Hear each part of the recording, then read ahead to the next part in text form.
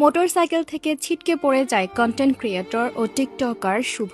এরপর সড়কে পড়ে থাকেন সে। তারপর একটি ট্রাক এসে তার মাথা থেতলে চলে যায়। হ্যাঁ দর্শক, এমন হৃদয়বিদারক ঘটনা ঘটে ফরিদপুর সদর উপজেলায়। ফরিদপুর সদর উপজেলায় ট্রাকের চাপায় মোটরসাইকেল আরোহী শোভন শুভ নামে 23 বছর বয়সী এক তরুণ নিহত হয়েছে। সোমবার সন্ধ্যা 7টার দিকে ঢাকা খুলনা মহাসড়কের শিবরামপুর এলাকায় মামুন ইন্ডাস্ট্রির সামনে এই দুর্ঘটনা ঘটে। নিহত শুভন শুভ মাগুরার মোহাম্মদপুর উপজেলার মিজানুর রহমানের ছেলে। মিজানুর রহমান ফরিদপুর পানি উন্নয়ন বোর্ডে চাকরি করেন। চাকরির সুবাদে পরিবার নিয়ে তারা ফরিদপুর শহরের গোয়ালচামট মহল্লায় থাকেন।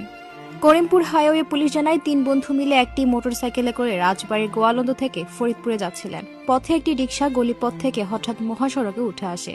এ সময় মোটরসাইকেল নিয়ন্ত্রণ হারিয়ে মহাসড়কে পড়ে যায়। তখন পেছন থেকে আসা একটি ট্রাক শোভনের মাথার উপর দিয়ে চলে গেলে ঘটনাস্থলে তার মাথা থেতলে যায় এবং সেখানে তার মর্মান্তিক মৃত্যু হয়। আহত দুজন ফরিদপুর মেডিকেল কলেজ হাসপাতালে চিকিৎসাধীন রয়েছে। করিমপুর হাইওয়ে পুলিশের উপপরিদর্শক শফিকুল ইসলাম বলেন, দুর্ঘটনায় একজন নিহত হয়েছে, আহত হয়েছে 2 জন। চালক ট্রাকটি নিয়ে পালিয়ে গেছে। এ ঘটনায় আইনি ব্যবস্থা নেওয়া হচ্ছে।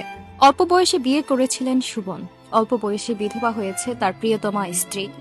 তাই সবাইকে এই 2 চাকার যান বাইক নিয়ে সাবধানভাবে চালানোর জন্য অনুরোধ করা হয়। বাইক দুর্ঘটনা রীতিমতো হয়ে আসছে